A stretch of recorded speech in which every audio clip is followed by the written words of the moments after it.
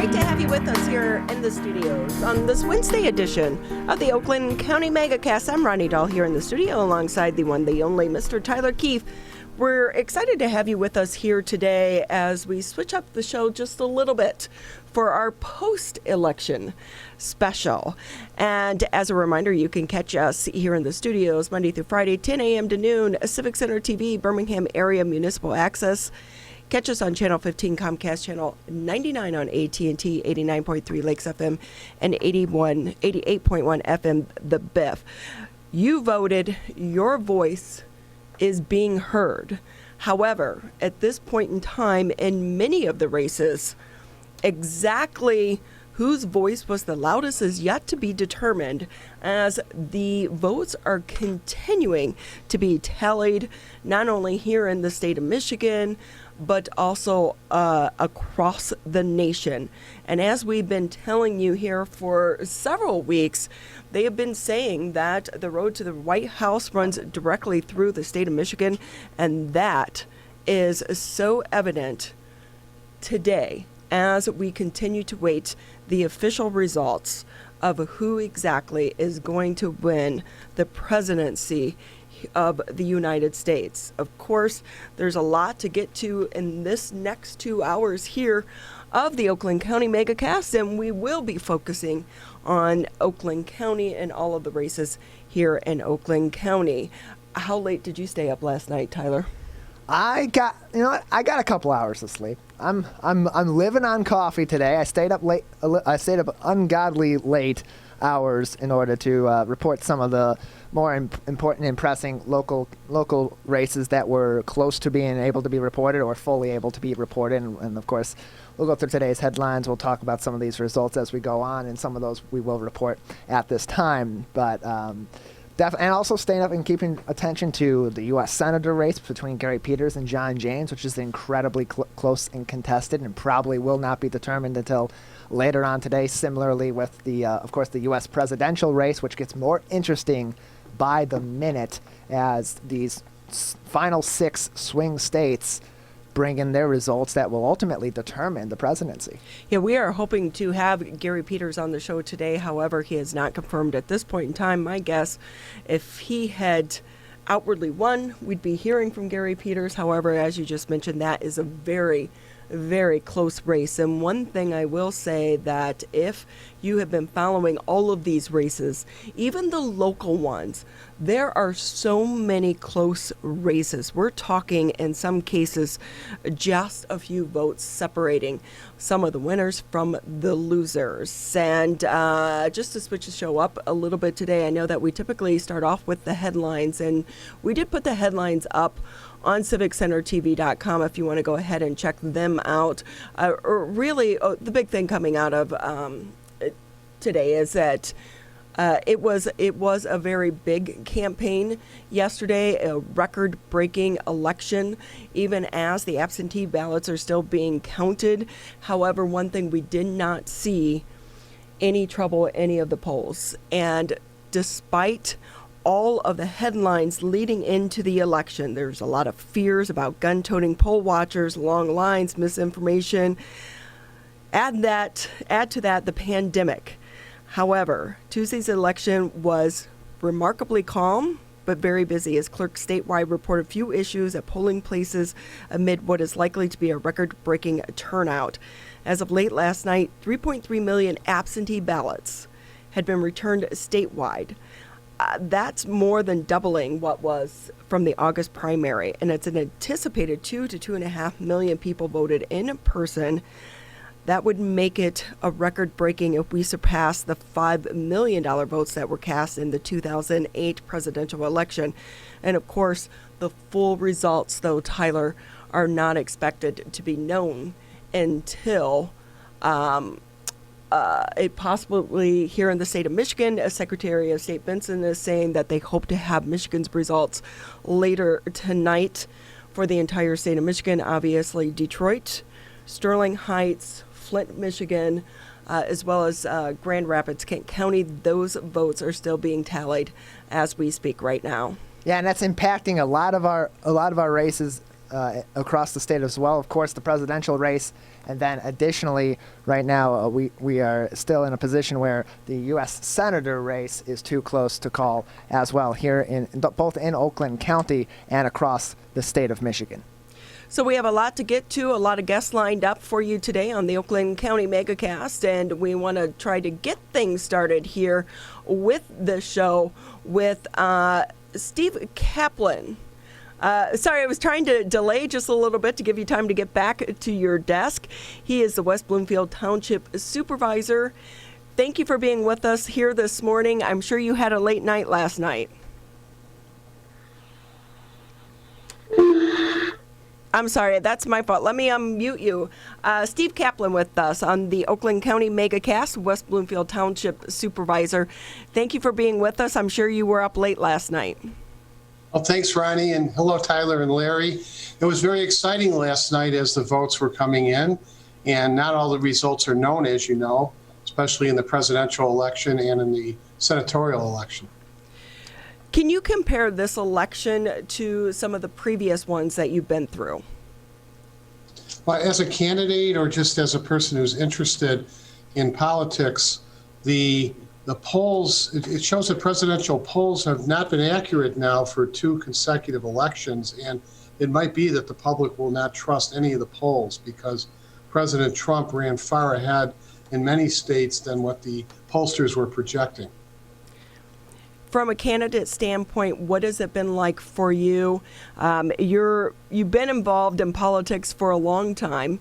This isn't your first rodeo here with the West Bloomfield Township Supervisor position. You've also have a background in school, on the school board as well. Looking at all of this, do you think there has been more attention on the local elections this year due to the pandemic? No, I don't. I think that, and I'm not being critical at all, but the average resident, the average taxpayer, constituent is concerned more nationally and maybe higher state positions. For local office holders, it seems to me that, at least during a pandemic, that as long as there isn't any belief or any rumors or any credence that the local community, the local office holders are not performing well, I think people are satisfied, and therefore incumbents are likely to be reelected during dire times. So you won by a landslide last night. What do you hope to do in the future? How are you going to try to switch up and improve the West Bloomfield community? Well, first, I'd like to share with you, and I know you're aware of this, that all 7 elected officials, the 4 trustees, the treasurer, the clerk, and the supervisor, were reelected. And as I said, I think that shows that the residents are satisfied with our work. The typical resident might not be able to name many of the elected officials, but I think they know, at least anecdotally, that we're performing as well as we can. Taxes are lower than they might be in a city, and we offer good services. We're very conservative, Ronnie, in terms of funding and budgeting, but we are providing services. And what matters to the typical resident is when he calls town hall or city hall, he wants his phone call answered, and he wants attention paid to it, and he wants a return call. And I think we do provide that service. We hire excellent people. I know that's self-serving coming from the township supervisor, but anybody visiting town hall will notice that our staff, they have really good attitudes, they're friendly, and we try to hire people who are outgoing, extroverted, and enjoy working with the public. Steve Kaplan here with us on the Oakland County Megacast, winning his second 4-year term as the West Bloomfield Township Supervisor. Prior to that, you were the township trustee as well as serving time on the school board and as a planning commissioner, but you also have a law background as well. Knowing that, it seems like we are riding a wave of Democrats right now here in the city of Oakland County, or within the county of Oakland County, which routinely back in the day had a strong Republican hold on Oakland County. What do you make of the number of Democrats winning this election? That's a good question. You probably know that until the year 1996, West Bloomfield Township Board, which had been in existence since 1833, never featured a Democratic office holder. And then in 1996, a trustee was elected to the township board. I was elected in 2000 as the second elected official who was a Democrat. And now, as you mentioned, Ronnie, the county has turned Democratic and might even be 56-44, where Oakland County had been a stronghold for Republicans in the state. In fact, in 1996, it was 60% Republican, 40% Democrat. So I asked you a question, why are the numbers changing?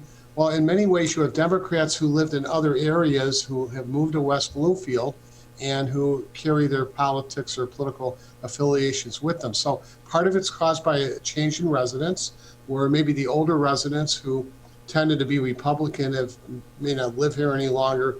They might not be alive, but you have seen changes demographically, and it is unlikely to change. I think Oakland County and West Bloomfield will remain Democratic for as long as you and I are on this planet. How much do you think the passing of L. Brooks Patterson has played into this election and the Democratic wave? That's a good question. Brooks Patterson, regardless of your politics, he was a superlative county executive. He served as county prosecutor for 16 years and then county executive for 22 years. And he is a well-known figure. He was an individual who carried clout. He was able to cross the line, not the line, but he was able to cross over and work with Democratic office holders. So Brooks Patterson probably is the most well-known, most famous office holder in the history of Oakland County. So Brooks no longer being on the scene, we have a new county executive, and I like him very much, David Coulter. He does a good job, but he doesn't pretend to be Brooks Patterson. Brooks Patterson is a one of a kind. He's a once in a generation individual, but he looked after Oakland County. Oakland County, because of him, has a very high bond rating, and that tradition's carried on by Dave Coulter. But Oakland County became very well known for technological services and businesses. So I am a fan of Brooks Patterson, even though I'm a Democrat. When you say Brooks was one of a kind, you definitely had that right. No other person like him. He did a lot for this community and Oakland County. And Steve, going into your second term as the West Bloomfield Township Supervisor, top 3 things you want to accomplish in your next term? All right, the first is to maintain the services we have without raising taxes. The second one is ensuring that the public continues to receive stupendous services from our firefighters, police, and paramedics and dispatchers. You've heard me before, you probably can predict what I'll say, that we have a 4-minute or less response time. So when a resident calls 911, she can count on a police vehicle being at her house within 3 to 3.5 minutes, and same with the fire truck and the ambulance. So that's very important to maintain public safety. And then thirdly, we're concerned about our infrastructure, just as you are about your home.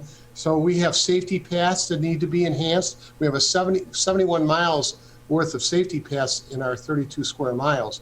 And people expect, Ronnie, and they demand that those safety paths be in good condition. And also we would like to build additional safety paths. It's a matter of finances. So infrastructure, our town hall it was built in 1988 and we moved in 1989, and we're maintaining it very well. So just as the typical resident monitors his own infrastructure, we do so here. We have some good staff members in the facilities division, and they're aware when something needs repairing. We don't have to wait until there's a big leak in the roof and you have buckets all over the town hall to capture the water. These matters are spotted early, and I think that's helpful because our residents and our visitors, the town hall, deserve to have a nice building. They deserve to be treated well, and they deserve to know that the office holders here, the 7 elected officials and staff, are able to maintain good services at reasonable cost. Steve Kaplan, thank you so much for your time with us this morning on the Oakland County Megacast. The next time we have you on, I'd like to get your 2 cents on the new prosecutor, as well as the new prosecutor in your old stopping grounds, Macomb County. That's pretty big. We have 2 new prosecutors in 2 of the biggest counties here in the Michigan area. So we'll talk a little bit more about that later editions of the Oakland County Megacast. Congratulations on your win. Steve Kaplan with us on the Oakland County Megacast, easily winning his 2nd term as the West Bloomfield Township Supervisor, elected to another 4-year term, beating out Republican Donald L. Perry. A lot to still get to, though, on this edition of the Oakland County Megacast. We're still going through the numbers this morning. Tyler, they're changing each and every moment.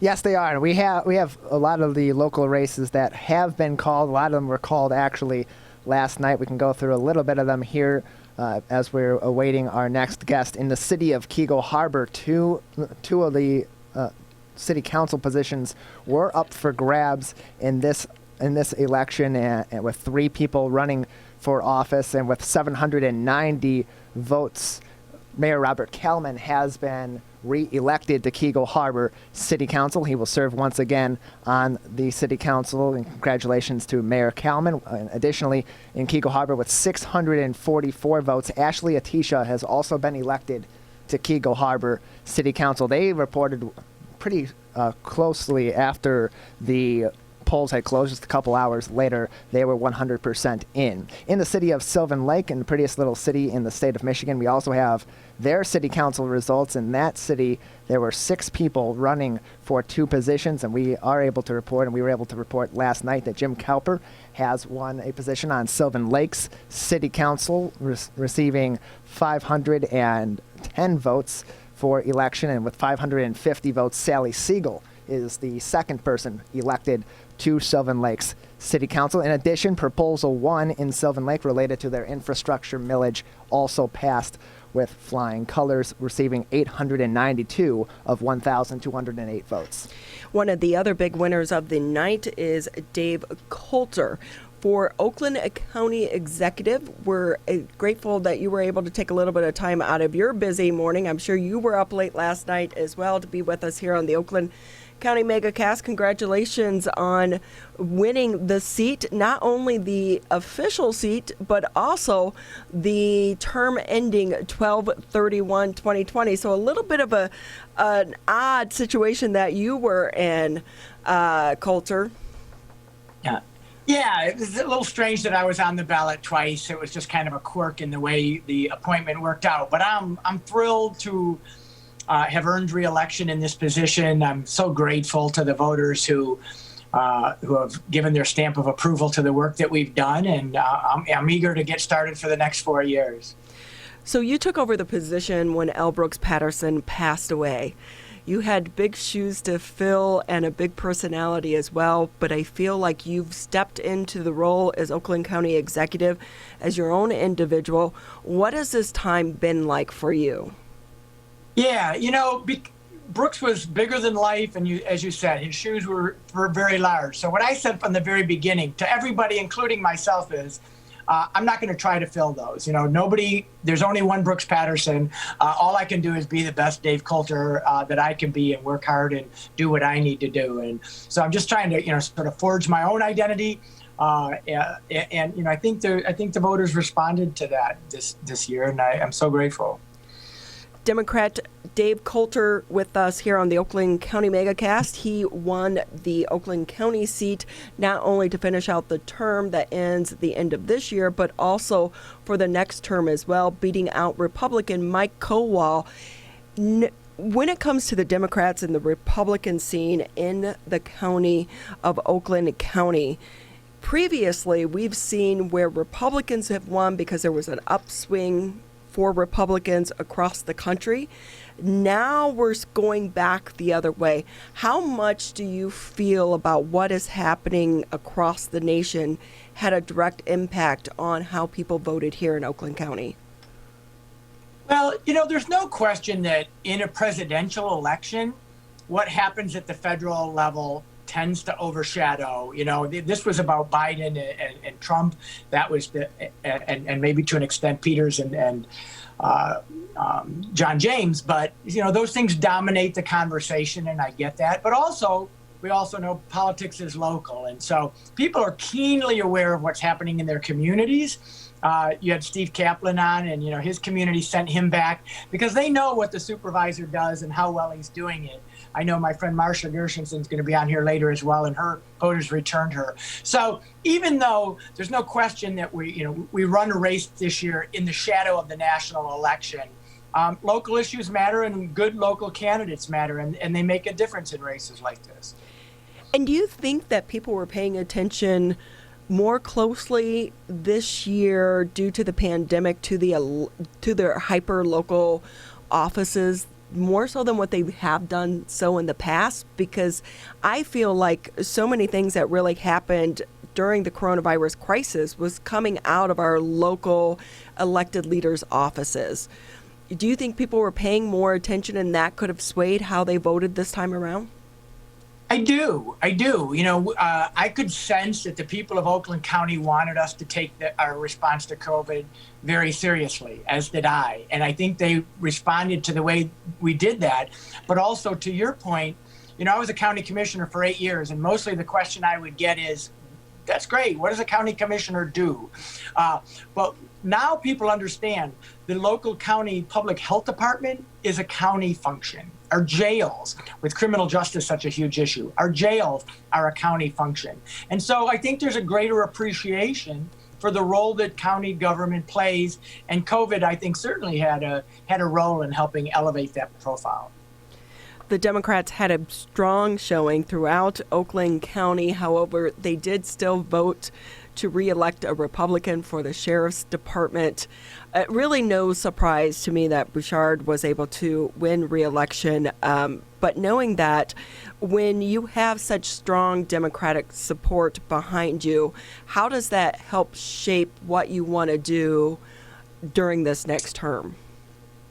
Well, it's helpful. We retained the majority. Democrats retained the majority of the Board of Commissioners, and we have a very good working relationship. But I will say to you that it won't change our posture of working across the aisle and being bipartisan to get things done. We have a very narrow majority on the board, but we pass our budgets with bipartisan support. We passed the COVID relief funds that we distributed with unanimous support. So we have a record of working together with our friends across the aisle.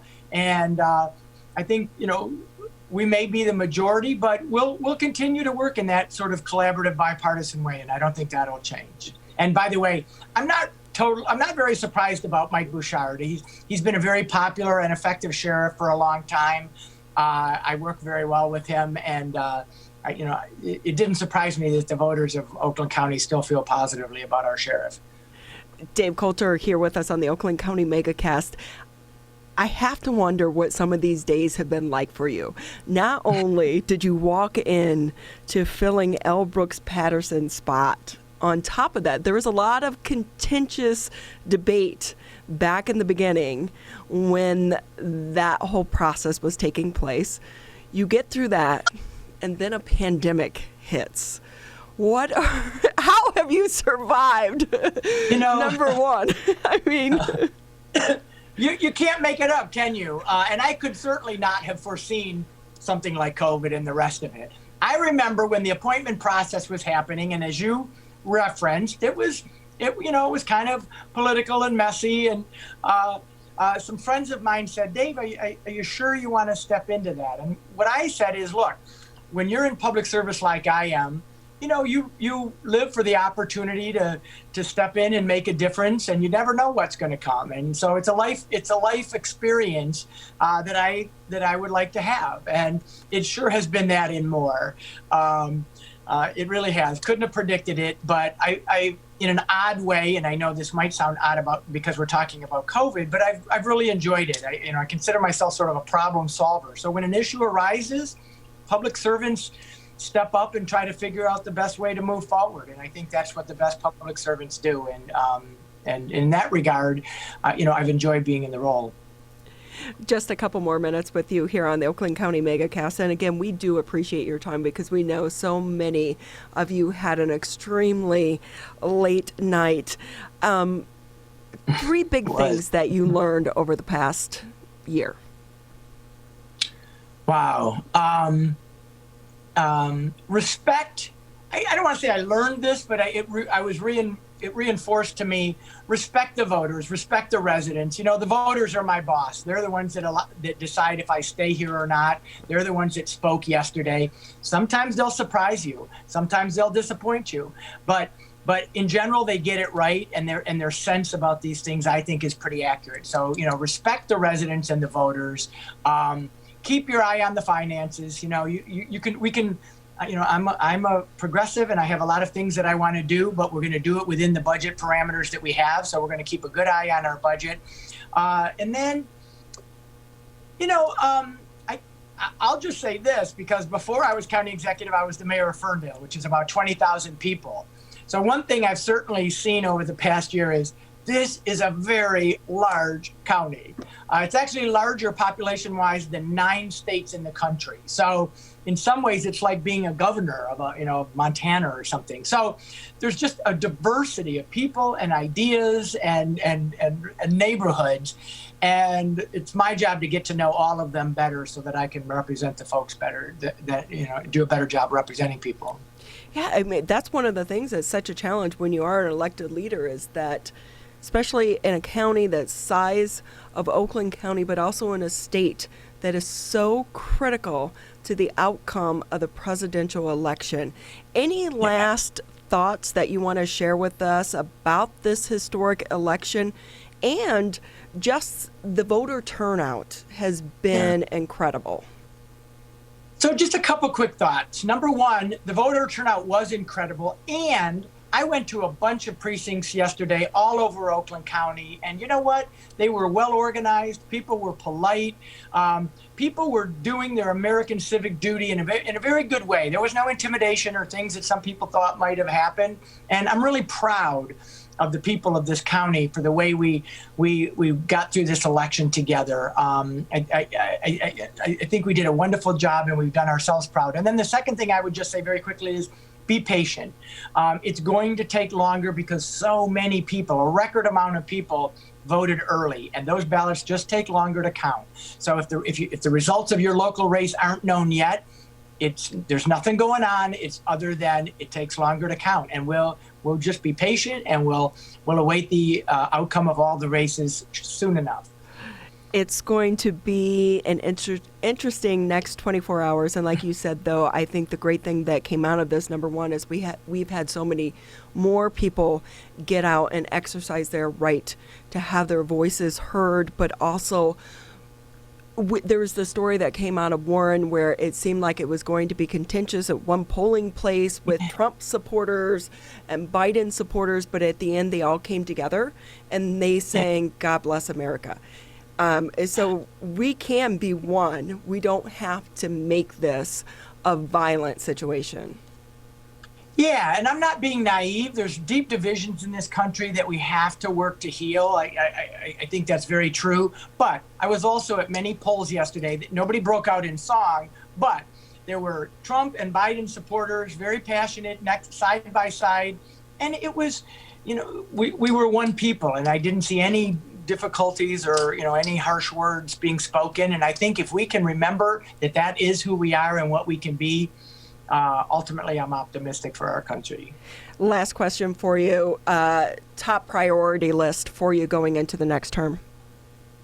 You know, there's a number of things I want to do. Some of the things I've laid out over this past year and a half, but yeah, you know, I got to tell you, I'm very concerned about our COVID infection rates. We now have a higher infection rate today than we did back in April at the height of the first surge. We're definitely in the second surge. Now, the good news is we're not seeing the hospitalizations and the deaths that we did in the first surge, but there's no question that for the next year, among other priorities, COVID is going to have to be right up there at the top, both from a public health perspective, but also from an economic perspective, making sure that we're helping our residents and our small businesses, our nonprofits get through this next wave. So that continues to be a major challenge at the county.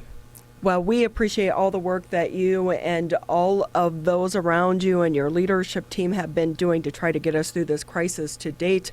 Congratulations again to County Executive David Coulter, beating out Mike Kowal to maintain your position as the Oakland County Executive. Although I will say, coming from the city of Ferndale, I'm wondering, are you still happy that you even made the change? Because Ferndale is a great city and you were a beloved mayor. Thank you. Thank you. I always thought that being the mayor of Ferndale would be the best political job I ever had, but I really am appreciating this one as well in a different way, but it's a tremendous responsibility and opportunity, and I'm enjoying it. Well, thank you again for your time. We appreciate it this morning on the Oakland County Megacast. Again, county executive position, Dave Coulter winning the position with over Mike Kowal. Also, not only for the next term, but also for the term that was ending at the end of this year. So a little bit of a different setup there for the county executive seat, which really, to me, the passing of L. Brooks Patterson has really changed the political atmosphere within Oakland County. It definitely has, and the job that David Coulter has done over his term in office since being appointed to that position, since taking over for L. Brooks Patterson, definitely has helped him in this election. A close race, as we were expecting, in the Oakland County Executive Office, both for the term ending on December 31 of this year and for the next term over, with David Coulter beating out Republican Mike Kowal by just a little bit over 82,000 votes for the full term, and a similar margin for the term for the remainder of the year, with 97.23% of precincts reporting in that race. And a couple other close races we can go over just briefly. Here, Ronnie, in the state house, we have all three of our local state house positions have been called last night in the 29th district in the state House of Representatives.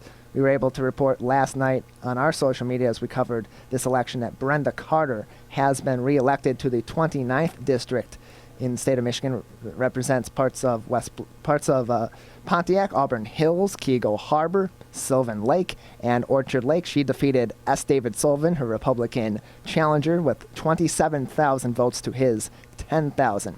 In the 39th district, another re-election, Republican Ryan Berman in a closely contested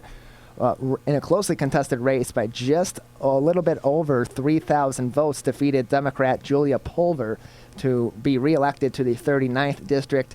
And following that similar trend, the next district over, in district number 40, we just got this into 100% of precincts reporting by a little bit under 11,000 votes. Republican Kendra Cleary has been defeated in the 40th district by Democratic incumbent candidate Mari Manoogian, who has been reelected to represent the 40th district in the state House of Representatives.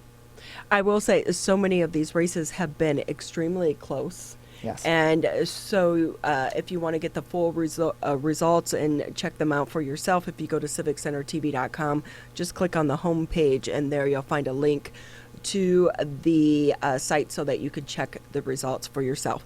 We're going to take a quick break here on the Oakland County Megacast, and when we come back, we still have a lot to get to. Next up, we'll be focus on the Oakland County Commissioner's race. This is the Oakland County Megacast. As rivals, we don't always see eye to eye. Like who scored the best recruits? Who's gonna be who? And whether we wear green Or blue. But one thing we can all agree on to help stop the spread of COVID-19. Wear a mask. Wear a mask. Wear a mask. wear a mask. Wear a mask. The ball's in your court, Michigan. Michigan, we still need to stay careful because we don't want to go backwards, back to where we started. So keep standing 6 feet apart, keep wearing a mask in public, and if you have symptoms, talk to a healthcare provider about getting tested. To move forward, let's all do our part So stay careful. Michigan.gov/coronavirus.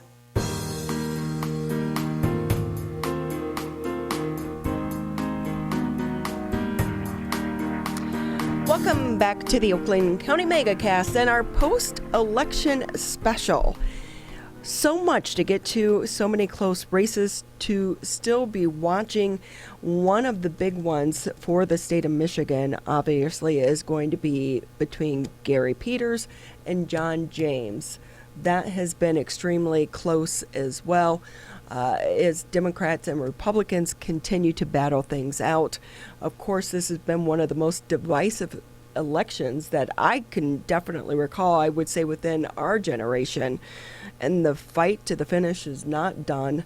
It could be days before we actually find out who won the presidency. However, when it comes to our local elections, we are getting results now, and joining us now on the Oakland County Megacast is going to be Oakland County Commissioner Marcia Gershenson. She is with the District 13, which includes part of Farmington Hills, Bloomfield, and West Bloomfield.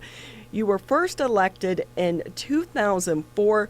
You easily win your next term. Thank you so much for being with us on the Oakland County Megacast.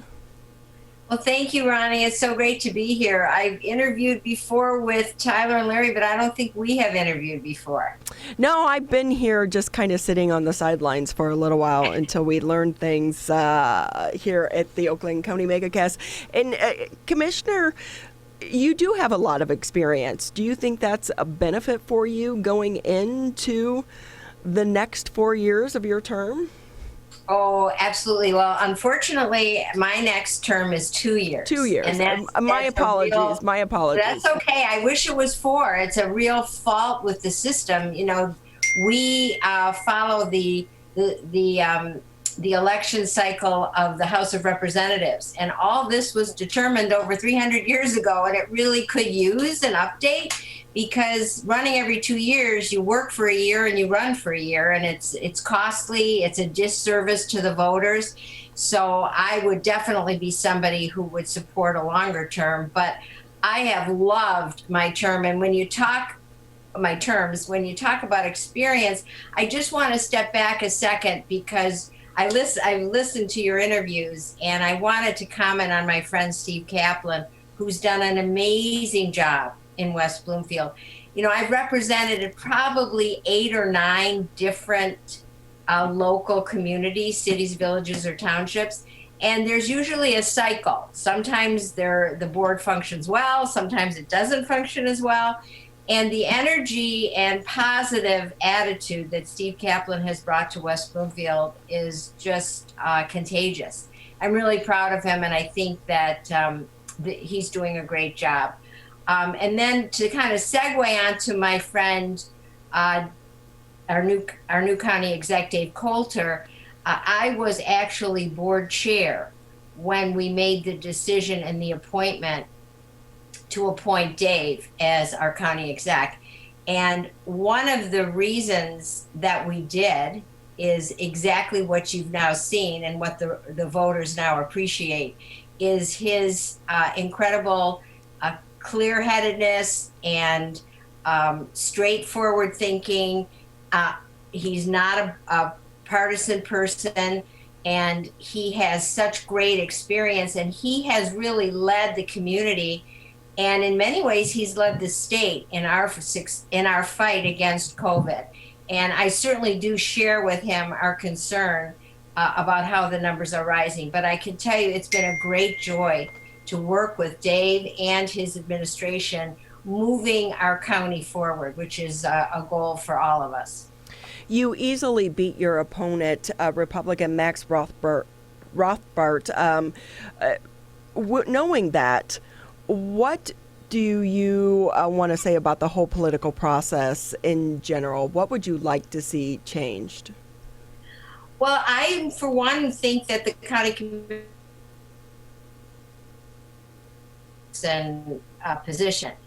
I work, and I have pledged to work with my Republican colleagues very well together and moving forward, that we try to eliminate the partisanness that often creeps in. I think that it's a time for Americans to come together. It's a time for residents, like Executive Coulter said. I was at the polls yesterday too, and I represent, Bloomfield Township used to be a Republican community. And when I was first elected, it was 53-47 Republican, and I was the first Democrat ever elected as commission. Now today we have, I think, the first supervisor in Bloomfield Township that's a Dem, and the first clerk that's a Dem. So things are definitely trending Democratic, but I am someone who really wants to work with both sides of the aisle. You mentioned our sheriff. I have a great relationship with Sheriff Bouchard and a lot of respect for him. And that's one of the things I'm looking forward to doing this year, is to really focus on community policing and addressing some of the issues that have come to the front over the last last few years actually, related to policing. This past year has been like no other, and even with you being a very experienced county commissioner, I'm sure there were a lot of challenges with the COVID-19 crisis. What is your goal going forward, and how to address the economic fallout from COVID-19? Well, like Executive Coulter said, this has actually been my favorite term. It's kind of hard to say because it's been such a stressful year for everyone. But my experience has never been more relevant than during this crisis. And we've noticed at the county where certain employees really react well to stress and trauma and difficult times. It's easy to succeed when things are good. But when things are tough, you've really got to dig in. And even though we've been meeting virtually, I've never worked harder. I get calls from all over the county trying to help people get their Social Security. We have given out over $219 million in COVID federal money, and we are doing everything we can to try and support our small businesses. I talk to local small businesses daily, and I would really encourage everyone that's listening to use our small businesses rather than ordering online, to help us reinvigorate our economy. So I'm feeling very strong, very grateful for my experience, because when you get a question, I know where to go. I can't always get the right answer, the answer that the voters want, but I know how to navigate the system, which is cumbersome. Unfortunately, government is cumbersome and slow. And if you have somebody you can rely on to call to help you, that's one of the things I enjoy the most about my job. And what's that been like, though, for you during the last, 6-8 months? So when you've received so many more calls, what has the workload been for you over this time, right? Do you get any really sleep? I've never worked this hard. But I'm loving it, because this is a direct one-on-one where actually it's not a theory. You're actually impacting someone's life, a family that's struggling to have food, a family that really never expected to be out of work, to be laid off, to be furloughed. We have a lot of work to do, but I want to also commend our economic development team, which has just introduced a new economic development plan for Oakland County. And I would really recommend you have them on your show to talk about how we're going to invigorate and diversify our county during and after COVID. Marcia Gershenson with us on the Oakland County Megacast. She is the Oakland County Commissioner for District 13, easily winning re-election in the latest election yesterday. And with that, Marcia, I have to ask, our country right now does seem so divisive. And while you easily won, so many of these races are very, very close. We still don't know the outcome of the presidency. What do you want the people of Oakland County to know about trying to unify and unite our community? It's just incumbent upon all of us to do everything we can. And I have to give a shout out to my opponent. He was very gracious, and I've known him for a long time, and we talk on the phone. He's a young, upcoming Republican and someone who's got great ideas, and that I look forward to working with. I just think we've got to get rid of the R&D mindset. Sure, there are social issues where we'll never agree on, but fiscally, I think Democrats often get pigeonholed as being fiscally irresponsible. I know that my focus is really always what's the bottom line here, what's the financial impact of something. I think we could work so much better together, and that is the message that I am bringing to all the newly electeds, is that the divisiveness has been horribly upsetting, and we need to move forward together. Knowing that, as you just mentioned, your opponent, a young guy, 29, he is a law student, but what have you seen come out of this election with the younger generation? Do you feel like they are more engaged because of what they've seen happen during this latest election cycle? That's an interesting question. I am one of the people that recruits candidates, and I'm very proud of the 2020 Democratic team that we had, a lot of young people. And we are really looking to build that farm club. And it's not easy. Politics and running for election can be very grueling. I personally have always pledged to run a really clean campaign.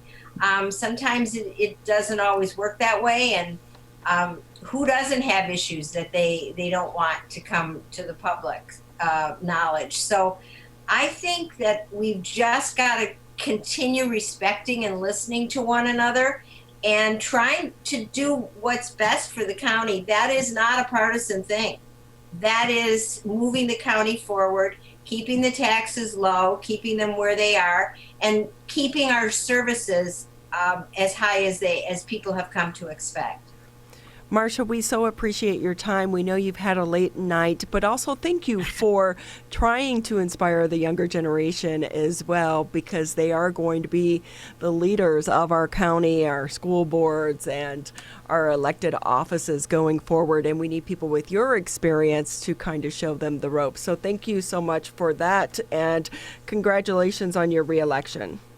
Thank you so much for having me. I look forward to next time. Thank you. We're going to take a quick break here on the Oakland County Megacast. We still have a lot to get to as we continue to run down the newest numbers coming in from the election here in Oakland County in the state of Michigan. This is the Oakland County Megacast. Hi, I'm Dr. Faust, the medical director for the Oakland County Health Division. The most important thing you can do to prevent the spread of illness is to wash your hands thoroughly and often. Follow these 6 easy steps every time you wash your hands. Step 1, turn on the sink and wet your hands with warm water. Step 2, apply soap to your hands and lather between your fingers, under your nails, and the front and back of your hands and wrists. Step 3, wash your hands by scrubbing them together for at least 20 seconds. Step 4, rinse your hands with warm, clean water. And step 5, dry your hands with a clean cloth towel, a paper towel, or hot air blow dryer. If you're using a cloth towel, make sure to change it often. For handheld faucets, turn off the water using a paper towel instead of your bare hand. Step 6, if you're using a paper towel, throw it away. Practice healthy habits like washing your hands after coughing or sneezing into them to keep you and others healthy. Go to oakgov.com/health or call Nurse on Call at 1-800-848-5533 to learn more. Michigan, the coronavirus pandemic has put us all to the test. And now it's time to put COVID-19 to the test. As we move forward, testing will be critical. We encourage anyone who has reason to get tested to do so. those with symptoms and those without. If you are leaving home and going back to work, get tested. If you think you may have COVID-19 or you've been exposed recently through family, friends, or coworkers, get tested. Our test locator tool can help you find the right testing site that fits your needs. Even if you're looking for easy access with no cost, no prescription, and no appointment necessary, we've got you covered. Help Michigan move forward, not backward. To find a testing site or learn more, visit michigan.gov/coronavirus test. A message from the Michigan Department of Health and Human Services.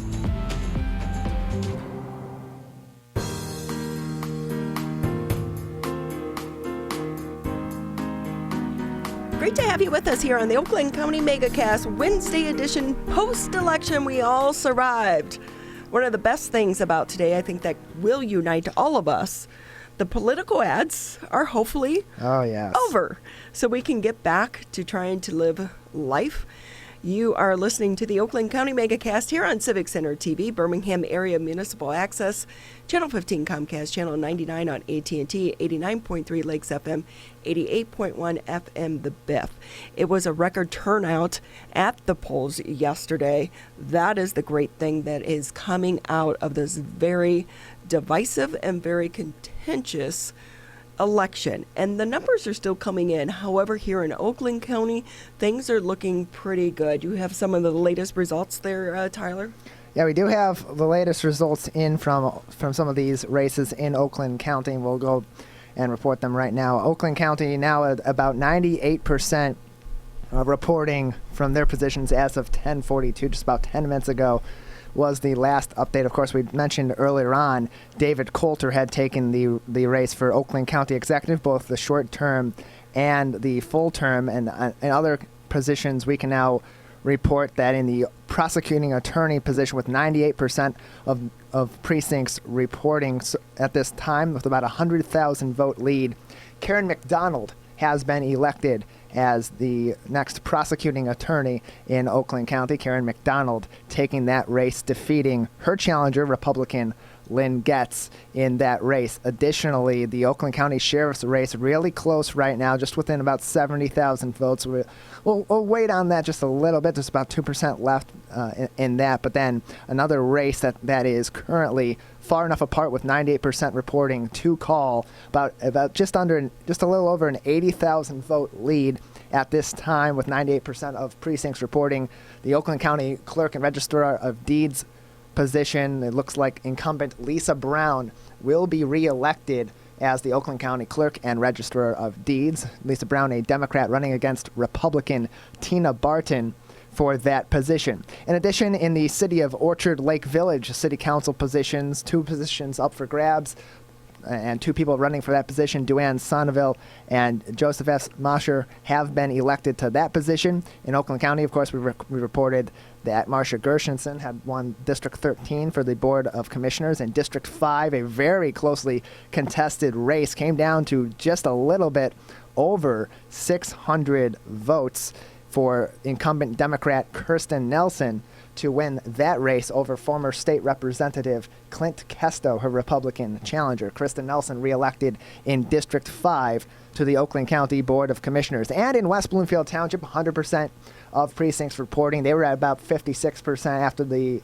at about 2 o'clock this morning, before they restarted a few hours later on. Of course, earlier on we reported Steve Kaplan reelected as township supervisor. Debbie Binder ran unopposed for the clerk's position, and she was reelected in the township treasurer's position. That race also was able to be called just a little bit after our show began this morning, with 25,412 votes. Terry Edelberg Weingarten has been reelected as the West Bloomfield Township Treasurer. We'll move on to the West Bloomfield School District as well. That race now officially done. All 17 precincts are reporting. Current board president Stacy Brickman has been reelected to the West Bloomfield School District Board of Education. Now, the second position, there were 2 positions up for grabs in the West Bloomfield School District Board of Education, and 4 candidates. The second position was a really tight race between another incumbent, Christina Elson, and newcomer Deborah J. Evans, and with just under 200 votes a difference, Deborah J. Evans has defeated Christina Nelson and Kristen Sonville Douglas for the second position on the West Bloomfield School District's Board of Education. Congratulations to Deborah J. Evans, elected to the West Bloomfield School Board. You know, going into this election, there has been so much discussion about the unease and unrest that was anticipated, and also a lot of voter intimidation. Thankfully, it does not seem to be so far that is the case. To talk a little bit more about that, let's bring in Eric Tilley. He's the lieutenant for the West Bloomfield Police Department. Great to have you with us here on our post-election day special. We appreciate your time this morning. Thank you. I appreciate you having me. From all that I could see publicly that went out and through social media, it appears as if Election Day went off very smoothly within the city of West Bloomfield. Yeah, we're happy to report that we had, like the rest of the state, little to no issues at the polling stations, and everything went smoothly. As far as election days go, this has been a historic election just because of from the sheer number of people. And there was talk about voter intimidation, election intimidation. What did you and members of the staff over at the West Bloomfield Police Department do differently this year? Well, we upstaffed a little bit. We had more officers on duty and available, more dispatchers on duty and available. Just in case there was some issue, we had more officers patrolling the areas where there are polling stations in the neighborhoods, stuff like that. There were no issues or problems, so we're happy to report that while we did upstaff, we didn't need any of their assistance, so that was fantastic.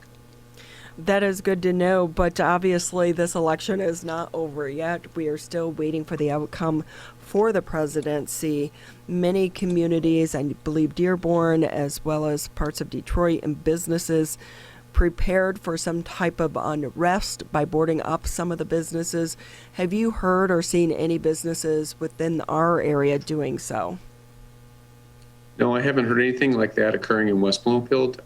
We're pretty fortunate. I think that everyone has taken the approach of that it's everyone's right to vote, and so everyone's expressing their right, which is fantastic. But none of the businesses I'm aware of have taken any precautionary measures, regardless of which way the election comes out. And we're still waiting for the outcome of the presidential election.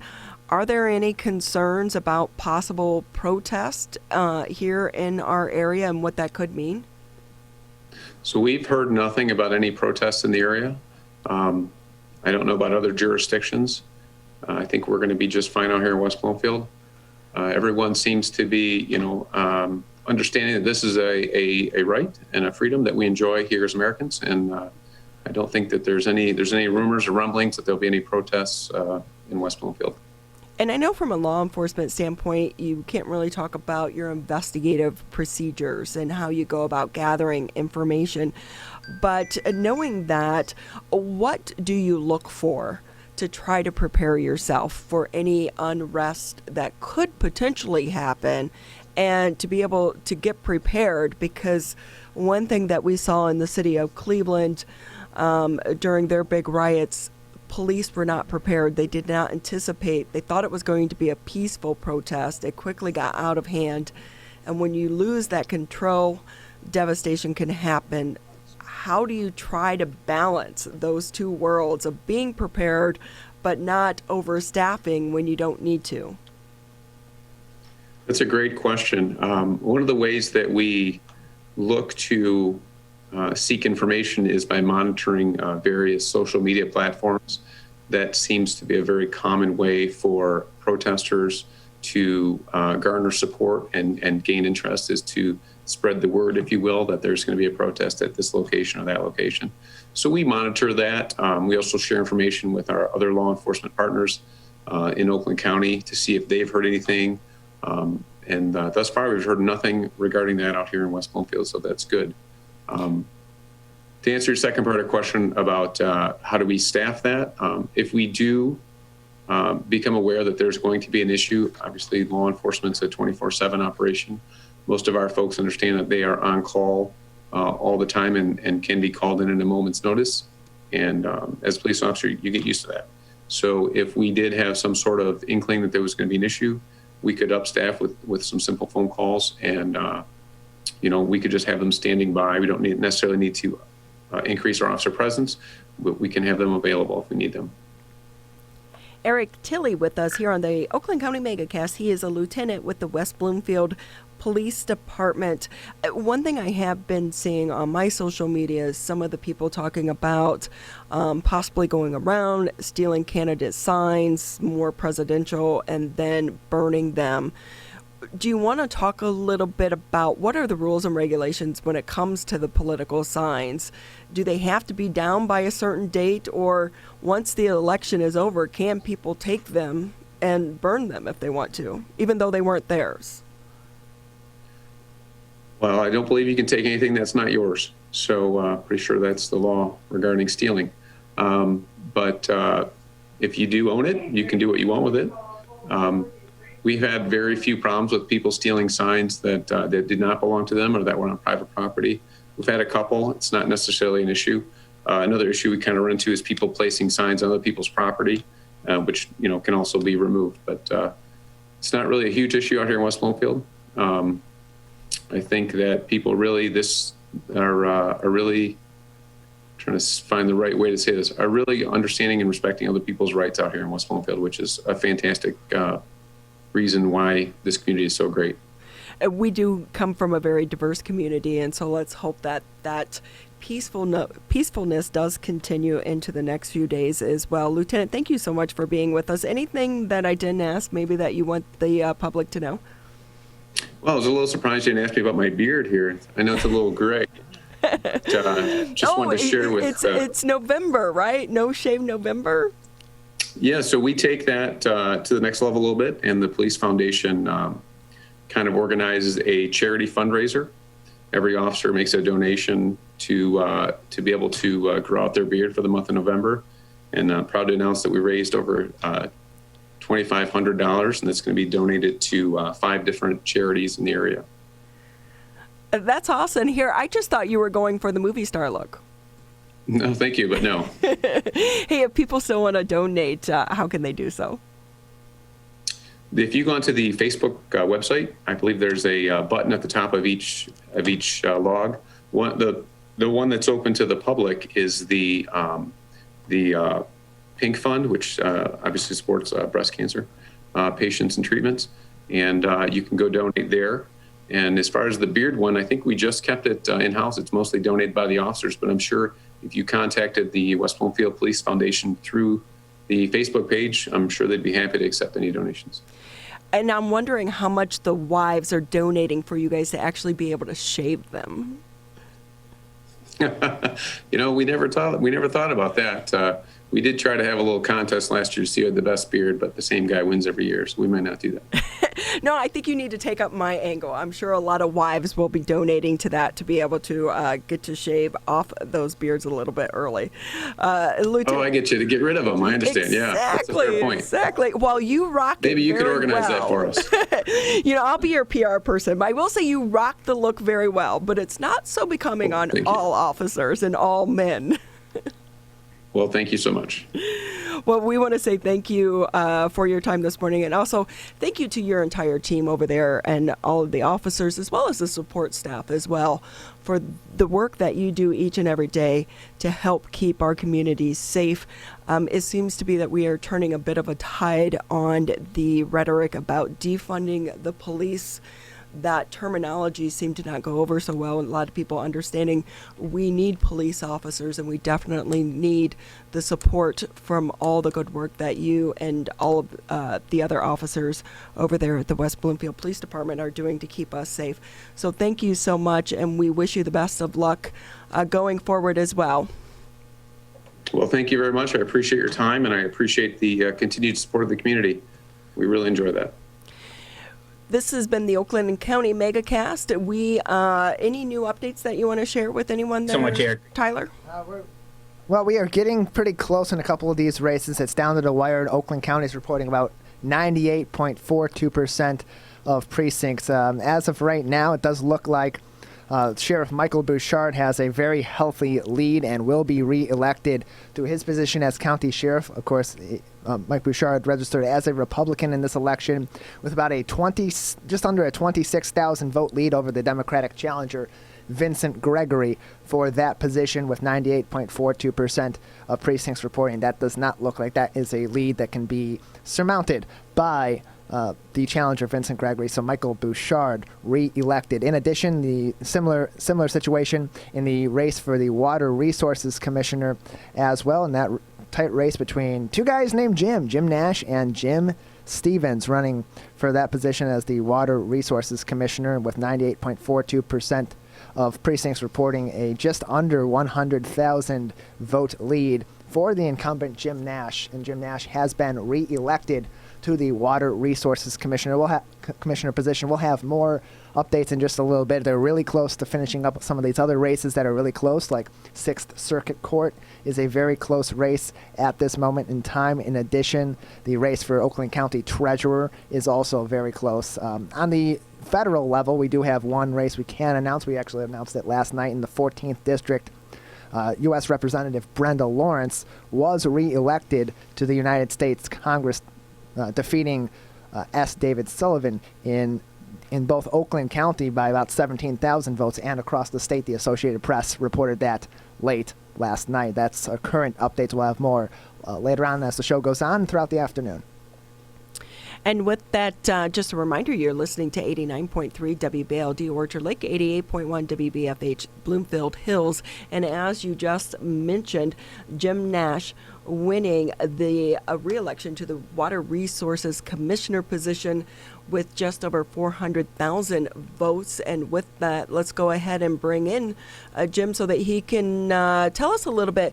You know, I will say for the most part, Jim, I'm surprised that this position is actually elected, because if you went out and took a poll, how many people do you think would actually understand what you and your team do over there? That's true. It's one of those things that it's most communities, counties are still called the Drain Commissioner, and we do so much more that we renamed it the Water Resources Commissioner back in 2009, I believe. Again, absolutely. You know, this is an office that has a huge impact. When they settled Michigan, they realized that we were basically a huge swamp. So if they wanted to grow crops, they had to have drains, and that's kind of where it started. The drain offices have been around for 125 years. I know we've had you on the show before. You are a Democrat. You beat out the Republican Jim Stevens to maintain your position there as the Water Resource Commissioner. Going forward, what is on the top of your list to try to be able to accomplish in your next term? Oh, there's a lot to do. You know, stormwater is one of our big issues for pollution of our lakes, rivers, and streams, our inland lakes in Oakland County. I know West Bloomfield is very aware of pollution in lakes, of algae, and all those things. You guys are one of the strongest water ordinances there are in Michigan. The biggest thing we're looking for now is climate change. Climate change is bringing much heavier storms. We've seen that just this year. We had the saturation levels of mid-Michigan that caused the dams to break. We've seen massive storms in Oakland County, back in 2014, a few years ago up in the UP. They had a town where virtually the whole town was kind of wiped out by a storm. So these are the kind of things we have to deal with. We have to use mitigation by getting off fossil fuels. We're working on that at the county. My office just opened a new operation in Pontiac where we're replacing all the fossil fuels to operate the wastewater treatment plant with methane that we'll be bringing out of the wastewater we treat itself. So we'll be energizing our operations there by treating the waste and removing methane from it to operate the entire facility. That's the kind of things we can do. We can start shifting off all these fossil fuels that are causing climate change. And at the same time, we have to build resiliency to these storms. We have to build our systems so they can take these very large storms. In January of this year, January 15th, we saw a 3-inch rainstorm come through this area. That's what climate change is. This is what we're going to have to be dealing with. We used to have most of our issues with rain used to be in the summer and spring and fall. Now it's all year round. So these are the kind of things we're going to have to address in the coming years. And I've been working on this since I've been in office, so it's nothing new to me, but we're helping communities deal with this. Your work is so important to the entire Oakland County area and beyond. How much does politics play in your day-to-day work and your plans for what you want to be able to accomplish? Well, I try to keep politics to a minimum. The 6 months around an election, other than that, my 3.5 years in office, we don't do politics. We deal with every community in Oakland County one way or another, from Holly and the top of the county to Royal Oak and Ferndale in the bottom of the county. So we deal with everybody. Everybody has water issues that they need to help with. So there's no politics in what I do as an operation. So we work with everybody. I have great relationships with virtually every community in Oakland County because we help them in what they do. And when we're there to help, they're there to ask us for it. So we're happy to work with every community in Oakland County, and that's our job. Jim Nash with us here on the Oakland County Megacast. He is the Oakland County Water Resources Commissioner, winning re-election for another term in the seat as the Water Resources Commissioner. And with that, Jim, I have to ask you, back in the beginning, why did you decide to run for this position when you seem like you're a scientist, not so much a politician? I don't know about that, but I've been an environmentalist my whole life since really I was a Boy Scout. When I was a county commissioner for 8 years from Farmington Hills, I kind of led green efforts. We did a lot of work around sustainability. We worked on green building for our campus for all the operations we do. So I've been doing this a very long time. I've been working with communities. I did green building workshops every year when I was a county commissioner, and every year I've done, as a water resources commissioner, we've done stormwater summits.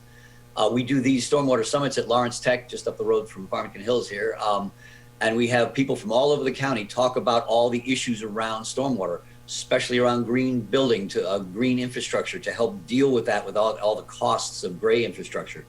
Pipes and pumps and underground tanks, all those things that cost a lot of money. So if we can help communities and individuals, property owners, develop ways of keeping rainwater on their property, you'll have less flooding, you'll have less pollution of our lakes, rivers, and streams. And that's what we're trying to do. We're trying to help communities educate their citizens and how to do this in the long-term way that's going to help protect us from these storms that are going to just be getting worse over the years. And we've all had people that we know that have lived through some of these flooding disasters. Their basements have flooded. They've lost so much, and they go through it and they say, oh, it's a 100-year storm. And then 6 months later or the next year, they go through it again. And it can be devastating because a lot of times it's hard to keep claiming that on your insurance as well. And knowing that, Jim, and your passion for the environment, I think one of the things that's been great about what you do over there is try to spark an interest and a passion in the younger generation. We're in the middle of a pandemic. How do you try to keep that going? It's not as easy as it was. We had in the spring, in April, we had our planning for our first watershed festival for high school students. It was going to be called Blue Planet Jobs, to help them understand the importance of the environment and the potential for their future and having jobs to make sure it's protected. So we'll be doing that remotely, but hopefully next year we'll be able to do these meetings again, because like you said, the younger generation is totally understanding climate change. I have talked to so many kids from high school, college, and my young career professionals, my young engineers, totally understand where this is coming from. They look at the data, they show that big storms are getting more common, that the atmosphere is warming up. There's just no denying it. The warmer atmosphere can hold more moisture once it reaches the Great Lakes, which is a heat sink because lakes are colder. That's why we're getting these much larger storms. They understand that. We just had it last year at the Stormwater Summit. We had some college students who developed a new battery for a sensor to sense water levels and pollution levels and things like that. It looks small on your thumbnail. It's a tiny little battery that can last 2 weeks, developed by a couple of kids that just coming out of high school. they have their minds set on this stuff. This is what's going to save us. This next generation is going to save us because they are thinking, they are working on these things that we're leaving the problems with. I tell them, the folks that are leaving them these problems look kind of like me, maybe not the beard, but my age, and I'm old white guys that made these decisions that are leaving the climate in peril. So they understand it. This generation, I have faith that they're going to make this happen. And I'm trying to make sure that they understand this, and I'm working as hard as I can to educate everybody around that. But this generation is going to help solve our problems. Well, thank you for fostering that passion in the younger generation as well. And thank you for what you do for the greater West Bloomfield area, as well as the entire Oakland County. Jim Nash winning re-election, the Democratic wave continuing here in Oakland County, beating out Jim Stevens to maintain his position as the Water Resources Commissioner. A lot to still try to navigate there in the election. The numbers are still coming in. Tyler's been watching and monitoring all the newest updates. Anything new that you want to report there, Tyler? Yeah. Yes, we are right near the tail end of Oakland County's precincts reporting. 99.6% of precincts now reporting in Oakland County, and with that we were able to call several races for the race for the 6th Circuit Court non-incumbent judge position. That position can now officially be called for Lori Savin. Lori Savin has won that position, defeating Clarence Dass by about 53,620 votes in that race. Lori Savin elected to the 6th Circuit Court. The Oakland County Treasurer's position was also a hotly contested one, coming down to about 56,000 votes between Democrat Robert Wittenberg and Republican Joe Kent, and we can report now with 99.6% of precincts reporting Robert Wittenberg, the Democrat, has been elected to Oakland County Treasurer position. Robert Wittenberg defeating Republican challenger Joe Kent in that race. And then for Oakland County Prosecutor, Karen McDonald has defeated her challenger in that race, Lynn Getz, the Republican. That can be called at this time in Oakland County. So most of Oakland County's races have been called at this point. 99.6% of precincts are reporting. We also have some results. We won't put all the graphics up because there's a large sum of people that are being reported for these positions. Of course, West Bloomfield Township Board, Steve Kaplan mentioned earlier on, they are now, of course, reporting with 100% of precincts in. Jim Manna, Howard Rosenberg, Diane Rosenfeld Swimmer, and Jonathan Warshay have been re-elected to the 4 open seats on the West Bloomfield Township Board of Trustees in their trustee positions, defeating the remaining 3 candidates. And for West Bloomfield Township Parks and Recreation Commission, Terrence T. Adams, Mervyn Aronoff, David Barish, Robert V. Brooks, John E. Eric, Vincent Kirkwood, and Sally Wenzel have been elected to those 7 positions. Of those, it appears that 5 out of these 7 are people that have been re-elected to those positions, defeating the remaining challengers for those seats in West Bloomfield. And then on the library board, 6 candidates have been elected to that office, and it is Karen Eichenmeyer, Carol Foster, Judith A. Holtz, Carol A. Kravitz, Ken Macon, and Thomas Meyer elected to those 6 seats on the West Bloomfield Library Board.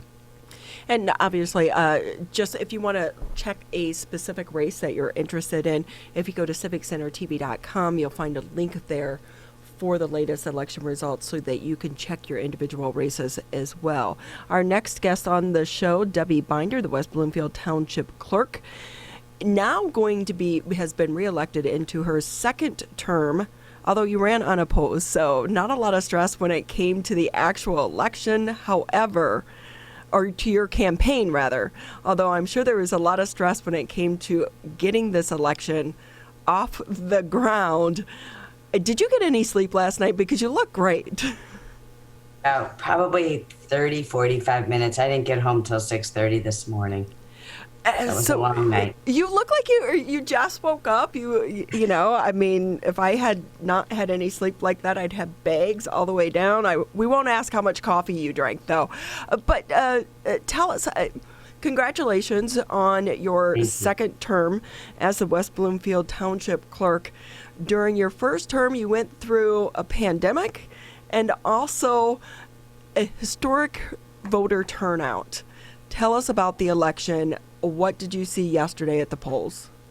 Okay, and I do have to add, as you mentioned, I was unopposed, which really turned out to be a great thing because I could focus on the election, and the election was a tremendous, feat to accomplish. It actually, the turnout percentage-wise wasn't hugely more, but we've had over a 9% increase in registered voters in the last 2 years.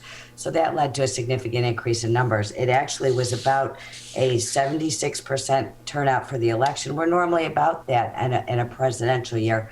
And 74% of those votes came in through absentee ballots. Anyone who walked by Town Hall the week before knows that we were lined across the building out the door the last week before the election. So we were looking at historic turnout based on that increase, a huge increase. We've increased 4.5% just since August. And we normally have an average of a 1.48% increase every 2 years, and a presidential year, 3.08% increase. So we did see a significant increase. This was definitely a challenging election. Part of it is things were changing day to day in terms of guidelines and things from the state that local clerks were adhering to. A part of a local clerks forum, and we were sharing information and sharing ideas and making sure that we were all abreast of what was going on. So it was a tougher one to prepare for. I am very fortunate. I have a great team at Town Hall. The clerk's office staff has been through multiple elections. We've had 3 a year every year for the last few years. They're professional, they're courteous, they are capable, they're competent, they do their job, and they make sure that everybody gets to have their voice heard.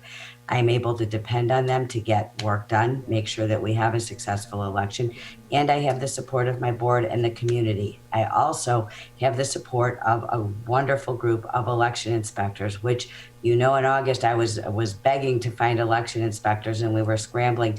And fortunately, with the help of organizations like you and advertising and working our social media, we were able to get 350 new election inspectors.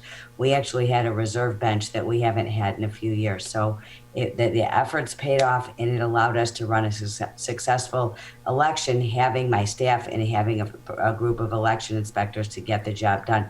It was a big job to do last night. So, it took a village, including we had a very, very, very cooperative manager at our U.S. Post Office, and he went out of his way to stay late, make sure that we could pick up ballots as late as possible last night, bring ballots when needed, make sure that he was just an integral part of ensuring that our ballots were received at Town Hall. So it took a village, and I had the village to get it done. So I'm grateful.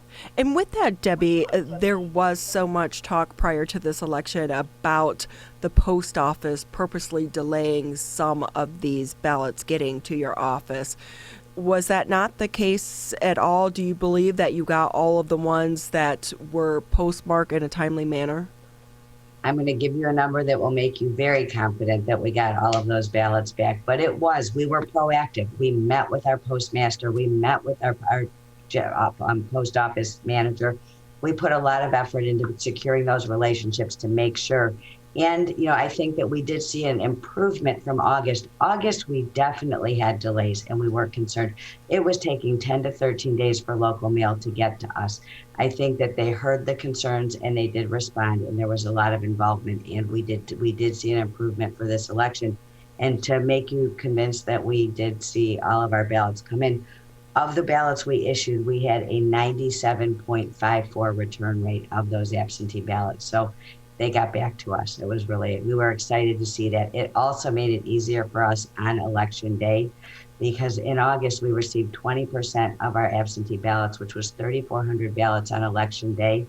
And every absentee ballot that comes in goes through a process where it's scanned into the qualified voter file. The signature, we pull the application, the signature is verified, and it goes through a checklist. So it's a very time-consuming process. We did a lot of work on messaging. Don't delay, return your absentee ballot today. And people listened. And due to that, we had pretty much 93% in by yesterday. We got a couple hundred yesterday instead of 3,400. Or if it was 20%, it would have been way more than that. So that helped us get those results quicker by having those ballots turned in earlier. And thank you again. I know that you worked diligently, both of you worked diligently to help us get that message out. Don't hold your ballot, get it back.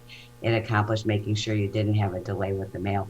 But I have to say that I am impressed. A 97.54 return rate on our absentee ballots is a beautiful number, very high number. We're happy to see it. We usually do have a 96% return rate, but we like breaking records when they're even closer to perfection. And so you had a record number of absentee ballots, and I know they take a little bit longer to process. What time did you and your team actually finish today? Okay, well, and was it today, or did you finish last night?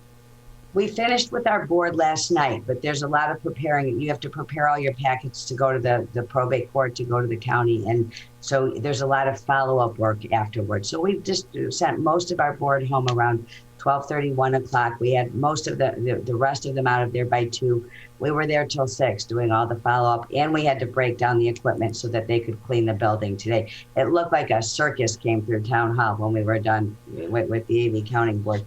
But when you do mention, though, Ronnie, to go back to that record number, our record to date before today of processing absentee ballots was 16,783, which we set that record in August of this year. And we processed this election 33,287. So we doubled the number of absentee ballots. And West Bloomfield, every precinct, every ballot was a 2-sheet, 3-page ballot. So we processed, it was over 66,000 pages we had to put through the tabulator in our teams. So it was a big job. And we had them, we were properly staffed. We had them trained, we had them prepared, and we were able to complete a task that was really hard to do in that period of time. What did help us is the legislator did provide a law that allowed municipalities of over 25,000 to pre-process ballots on the Monday before. We couldn't tabulate them at all. We couldn't even remove them from the secrecy sleeves, but we could compare the stub number on the ballot to the stub number on the envelope, which is the way we guarantee that there's one voter per ballot. And that task alone took some time off. We expected to be able to, pre-process about 850. We were able to process 1,250 per team. That gave us a really nice head start for yesterday, which is why I think we were able to finish the process as early as we were. I think we would have been there had we not had that ability to pre-process on Monday. I think we still would be there now. We would be finishing up. It was a big job, and that 10 hours on Monday allowed us to get a really nice jump start on it. It's good that you were allowed to have that heads up, that early start as well. And quickly before we let you go, any problems reported at all yesterday? We heard so much prior to this election about fears of voter intimidation, people coming to the polls with guns. Did you have any problems at all? Absolutely none. And I am also encouraged by the fact that we had a visit from one of the Secretary of State representatives for Oakland County, and she said countywide they just didn't have reports of problems. There were no confrontations. We had one issue, but it related to a completely different apolitical situation that we had to work out with a resident who had an emotional breakdown in the precinct, but it really was non-political, and everything else went smoothly. People wore masks, people were respectful.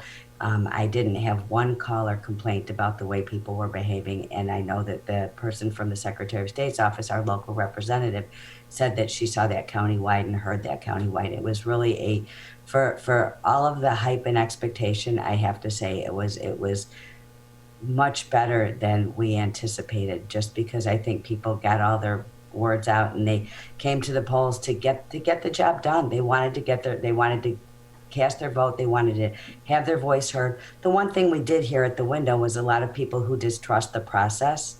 And I always invite those people to work in absent voter counting board. And I did actually recruit one that was very concerned before. And she said, I'm out there telling everybody after I've just went through training what goes into the back end of an absent voter counting board. So I think it's reassuring when people find out all the checks that are in place in an absent voter counting board. But that was the biggest thing I think we dealt with this time, was that lack of trust that's been created with that process. And I think once we reassure people and the focus goes on to voter education and making sure that they're comfortable understanding the back end process their ballot goes through, it makes a big difference. Well, we know that you have worked incredibly hard, and all of your teammates over there at the West Bloomfield Township Clerk's office. Go get some sleep. I hope you have the day off, but thank you to you and your team for all of the hard work that you've been doing. This has been a tough year, a tough election. But also congratulations on your win for the next term. I know that you didn't have an opponent, but still, it has to feel good to know that you didn't have to worry about trying to campaign in the midst of all of this craziness. So, again, thank you, Debbie, and thank you so much for always being a proud supporter of us here on Civic Center TV and the Oakland County Megacast. You've been such a beacon of information throughout this entire process, and every time we talk to you leading up to the election, I learn something new. So thank you for your time as well as your knowledge. Thanks, Ronnie. Thank you, Tyler. It's always good to connect with the community, and you really do enable us to have an impact on our voters that we don't have that reach. So voter education is key, accessibility to the ballot is key, and being available for our residents. So thank you for opening up the portal so we can get out there and talk to people. Thanks. Education is key to so many things, and it's so easy, especially when people are relying just on social media, for the disinformation that can quickly spread on social media. And so many of these races, especially the local races, have been very close. And one of those also being the city of Kegel Harbor, where I live. And I will say we went to vote yesterday, Tyler. It was about 1:32 in the afternoon because I thought, let me hit it at an off time. We still had a line in order to get in to be able to vote. So we know that people were exercising their right to vote. I was surprised that there was a line that late in the afternoon, but people want to have their voices heard during this election. The numbers were pretty close in Kegel, though. Yeah, the numbers in the Kegel Harbor City Council race were very, very close. The front runner clearly was the incumbent city council member and current mayor Robert Kalman, who with 790 votes was easily elected over the remaining two candidates to Kegel Harbor City Council. That being said, there were two other positions. There was two positions that were available in total, and the second position there was 644 votes compared to 586 for the second position. Ashley Atisha was elected to Kegel Harbor City Council in that second position. But as we said, it was a very narrow race there in Kegel Harbor for the second of two positions, a difference of just a simple 58 votes decided that race in the city of Kegel Harbor, and has officially elected, of course, Robert Kalman and Ashley Atisha with 100% of precincts reporting at about 11 o'clock this morning, and as of about 11 o'clock last night. But I will say, even for the person who did not come out as a winner in the city of Kegel Harbor, he is still a winner for so many people in the community because he has been such a great contributor to the city of Kegel Harbor and has been a member of the Zoning Board of Appeals. He's also a big volunteer. Joining us right now on the Oakland County Megacast is David Emerling. We want to say, I'm sorry you didn't win, but I want to say thank you so much for running. What has this experience been like for you? It was a true learning experience. It's the first time I've ever run for a political office. Over my childhood, both my mom and my dad won different offices in Ohio where I grew up. But I never, the two things you've noted of volunteering in Kegel on the zoning board, and I'm also on the TIFA board, are both appointed. So they're not necessarily, you have to go out and campaign. It's a process. It's a lot of work. It's a lot of money. You really have to work hard to try to get those votes. And with this, David Emerling with us on the Oakland County Megacast, you're an engineer by trade. So with your background, how has this been for you to go through this process, what did you learn and what would you do differently, or what will you do differently the next term? Do you plan on running again? It took a lot out of me this election.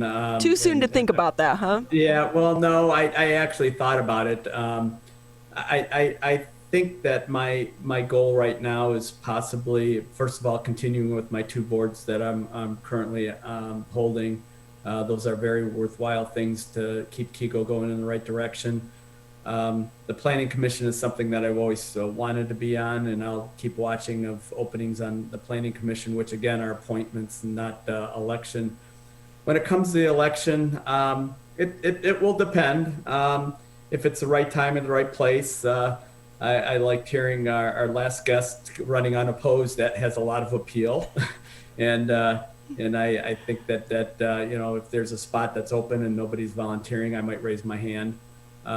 But right now, I'm basically looking at it. I got a lot more time on my hands, so it all worked out. We got good people that got elected. I don't think anything could go wrong in KIGO with the people that. Rob Coleman has been fantastic in the city, current mayor, and has been on city council for 12 years. And Ashley is new to the city, and she brings some grant writing, and she's an attorney. So I think we're in good hands, and I'm looking forward to seeing where the city goes. And with that, KIGO Harbor, while it is a small community, it's also in that heart of the Orchard Lake corridor that is so ripe for redevelopment. As someone who is a volunteer and invested in the city, what do you hope to see happens in that area? That's what really was the excitement of running for city council, is because of your quote being ripe. It's more than ripe. It's ready to burst. The fact of the matter is that when Oakland County came in and straightened up Cass Lake Road and put the sidewalks and the turning lane in, that exactly why the TIFA board was created, for the bond that pays that off. All that land was bought by KIGO Harbor for $1 that's vacant on either side of the road, but we have a 10-year clause of not being able to develop it past road usage. We're about 2 years into that. We as the TIFA board, just hired Gibbs Associates to do a second study for how KIGO Harbor could be developed. Right now, the first study that he completed basically told us what type of what types of retail and housing it could be supported in our area, but it didn't really give us the template of what it would look like. We as a TIFA board just approved a second phase of that study to actually map out exactly what that would look like for KIGO in the future. And it's about a 6-month study with a lot of focus groups, and the end result would be an aerial view of what types of businesses would lay out, where the parking would be, what types of looks we would have. And what city council has ahead of them is not to just include the TIFA district, which is just Cass Lake Road, but to include what leads into KIGO Harbor, which is the Orchard Lake Corridor 2. And that needs to be included, so it all goes together. And just so people really understand, when you're looking at a city council position in the city of KIGO Harbor, you're not getting rich. You're not. This isn't a payoff or a payday for you. For you, it really is out of your civic duty. Knowing that, what do you want other people to know about lessons that you've learned during your time as running as a candidate about getting involved in their communities? If they're thinking about running for an elected position, do you wish you wouldn't have done it and just stayed on some of the appointed boards, or do you think it was worth your time? The way a city runs, especially KIGO Harbor being only a half a square mile and 3,000 people, it's run by volunteers. And as you mentioned, you don't get rich. I don't quote me on this, but I think you get $100 to be on city council. So you're doing it for the passion of the city. KIGO Harbor, and I think I overheard you say that you live in KIGO Harbor. is just a wonderful, walkable community. What I learned campaigning, being out meeting the people, is that everybody loves Keego Harbor. A lot of people have been there a lot of their life or all their life. Their first words out of their mouth is it's quiet. They love how quiet it is. And second words are usually safe. And they just love the walkability of it. But we can't run the city by just having our paid employees, which is really a small city hall staff, very small actually. So the Garden Club, which I'm on, the Parks and Rec, all the boards are all volunteer. And what I would strongly suggest is people to just find their niche, get involved. That's what I did immediately when I moved here. And my wife started Art Sale, which is an art co-op group to promote local artists in the area. It's just, it's an open canvas, as they say, of just doing whatever you feel that you want to give back to the community you live in. Well, we want to say thank you for your time and your contribution to the city of Keego.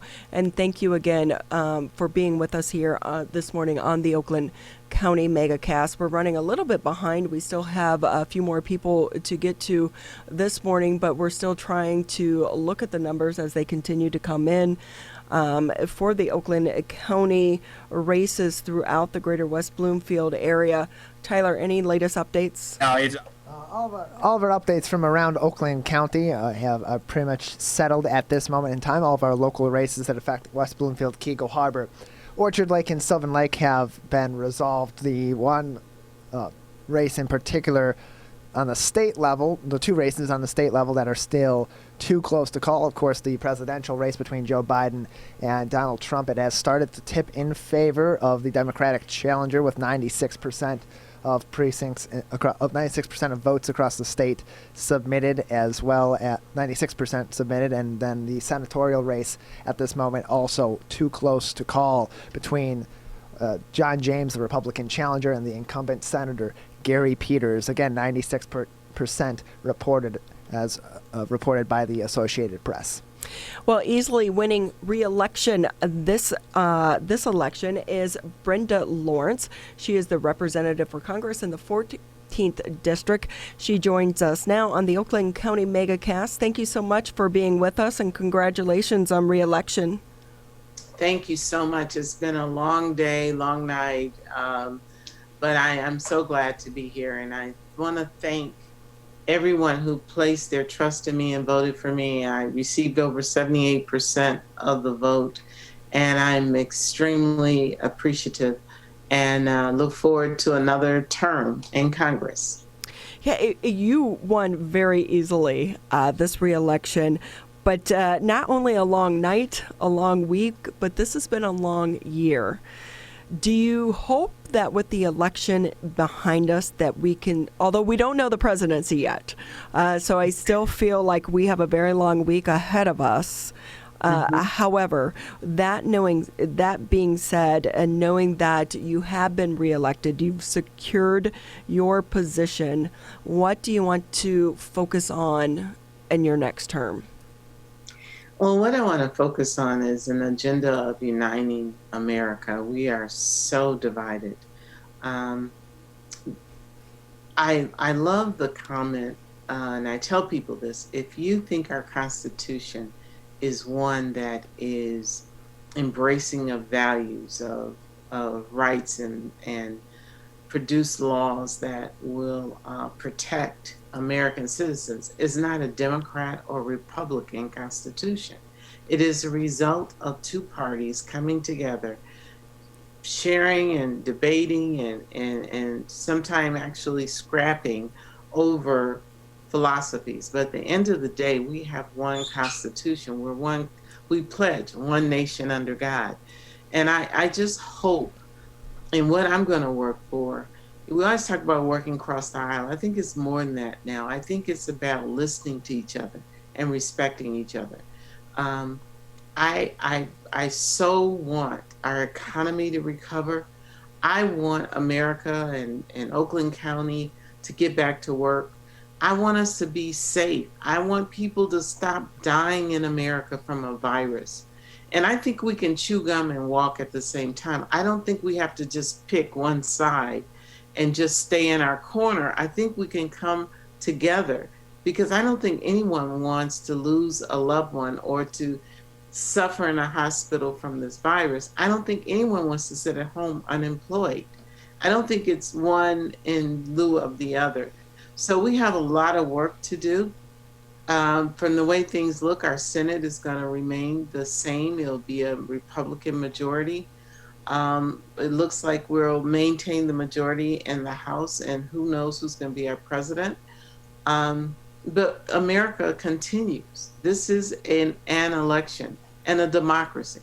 And I will say to everyone listening, regardless of where you stand on your values and your beliefs, we must all be locked arm in protecting our democracy, voting, counting the votes, and accepting the results of the election. How hopeful are you for the future after hearing we had very few disturbances or any problems at the polls yesterday here in the state of Michigan, following all weeks of talk about the possibility of voter intimidation? We had nothing yesterday. I mean, how great was that? I mean, everybody was on edge. It's a tradition of mine. I go vote in the morning on election day, and then I stay out and visit polls all over the district. And I did not hear any concerns about intimidation. And how great is that who we are as a country, where we embrace democracy and that we practice it every 4 years, where we have a peaceful transition, that in Michigan, we stay true to that. So I'm very, very hopeful and very happy about that. Well, I know that you probably need a day of rest and a day of sleep. A little bit. Just a little bit. What time did you actually get to bed? I don't know. My stomach was in knots watching those maps. I know the last time I looked at the clock, it was something to 3, and I just I gotta stop. So then the phone started ringing off the hook with congratulatory calls, with calls about the election results. So I've been working this morning this is my 4th Zoom this morning. So it never stops. But I just again want to say thank you to everyone. The votes that were cast, thank you. Thank you for embracing a system where you can mail your ballots in early to give us additional layer of protection when it comes to COVID.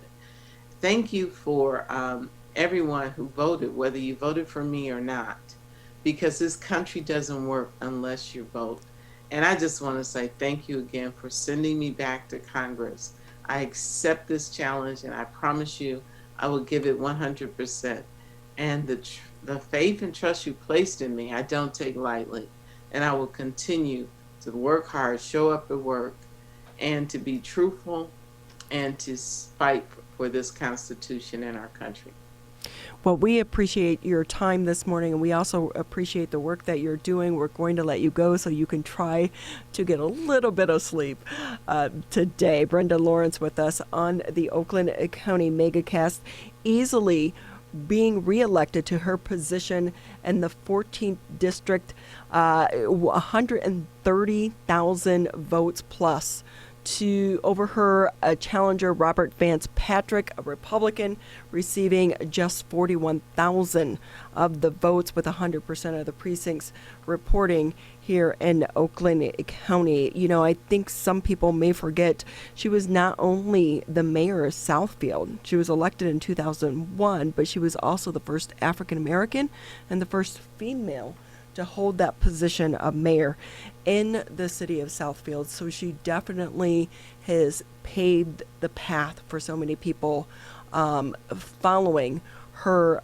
election to mayor and going on to represent us in D.C. Just a few more minutes here on the Oakland County Megacast. We want to go ahead and try to round out the show with one of our favorite guests, just to put a little bit of insight on all of the information and the numbers that we have been taking in over the last 12 hours. Joining us now on the Oakland County Megacast, David Dulio, Professor of Political Science and Director of the Center for Civic Engagement, Oakland University. What a night, and we're not done yet. It's a long way from having all the votes counted. It's really quite something to see that there are so many states that are within a really small number of votes. It's almost a bit of a redux from 2016 when we think about the role of Wisconsin, Michigan, Pennsylvania at the presidential level. On a broader scope for an election, what is this going to mean long term for our country? Well, a lot of that depends on what happens in the next couple of years. When the next Congress meets in January, whether it's with a President Trump or President Biden, it appears, as Congresswoman Lawrence mentioned, that Republicans will keep control of the U.S. Senate. That will guarantee divided government, right? Where one party controls at least one branch of the three federally elected branches, and another party controls at least one as well. So you'd have, if that holds, you'd have Democrats in control of the House, Republicans in control of the Senate, and somebody in control of the of the White House. So, and divided government generally produces gridlock. Divided government generally produces not a lot of action. So it depends on how the two parties can work together in Congress. And it was heartening to hear Congresswoman Lawrence mention working together even beyond party lines, but trying to come together and do some real work for the American people. To me, there were really no big surprises coming out of this election. Locally, I will say I wasn't surprised that Democrats took as many races as they did. Although you look at some of them, how they're so close, Republican and Democrat, and some are still yet to be decided. And knowing that for the state of Michigan, we always said that we were going to be a major player in this election. Especially, let's focus on Oakland County for a minute. Is Oakland County now a Democratic county? It sure seems that way. It's a county where Joe Biden pretty much trounced Donald Trump. It's a place where Gary Peters appears to be leading John James significantly. We had a lot of Democrats do well countywide. So maybe this marks the end of the shift and away from Oakland County being a firm Republican county into a pretty firm Democratic county. Yeah, but then you have someone like Paul Young beating Alyssa Slockton, or he's 86% of the precincts reporting. He has a slight lead. So it's a neck and neck race, but that to me indicates that people didn't vote straight party tickets. Well, we have to be careful about that because the portion of that district that is in Oakland County is only in the northern tier of the county, not the southern tier, in places like Southfield, Oak Park, Ferndale, et cetera, where there are many more Democrats. The Oakland County portion of the 8th district is much more Republican than Democrat. I think the biggest winners so far out of this, if things remain peaceful, really the American people, we won because we went into this election and there have been so many ads and such a huge push to get out and vote. And I even saw one ad that basically said, just as a reminder, your vote is public record, whether you vote or not. Not saying, your vote, who you vote for is secret, but voting is public record. I felt like they were shaming people into voting. And I feel like American people, at least the people in the state of Michigan, went to the polls and we had no problems. Pretty much it was a peaceful but yet a record day of voter turnout. Absolutely, and I think, and I heard you mention that to the Congresswoman, and that is a good thing, right? I'm glad that it was overblown, all of the concern about potential violence or voter intimidation. You're right. We didn't hear any of that, right? It was a pretty standard election day. It went off pretty much without a hitch, which I think is a great thing. I do too, but when we have time to absorb all of the results and the winner or the loser of the presidency and all of that starts to settle, looking back on this election, do you think anything is going to change or come out of how this political cycle was ran? I would hope so, right? I would hope that there are a lot of folks out there who could, and I'm not going to name any names, but there's a lot of folks, a lot of organizations, a lot of groups that would be wise to do some self-evaluation and what they do, how they do it, to frankly do better next time. Exactly. Oh, so well said. Always so well said. Before we let you go, any surprises or any insight that you want to add from your takeaway on the election? Well, I guess I would say a couple things. One is that, I'll wait till the final numbers come in, but it sure looks like the pollsters took a hit in the results yesterday. They missed in a bunch of key places. I think that, and I'm not going to knock them too hard. It's a really tough job, what they've got, what they're up against in trying to model voter turnout and predict an election result. It's tough, but polls were wrong again, it seems like. Maybe not in the outcome, but in the margins, that's for sure. So I think that that'll be really interesting to watch and see how that maybe plays out with pollsters as they move forward. I think that it's if Republicans can control the U.S. Senate, the majority in the U.S. Senate in January, that is significant. Democrats were looking to take control of that body, and if they did, they would have all the levers of power.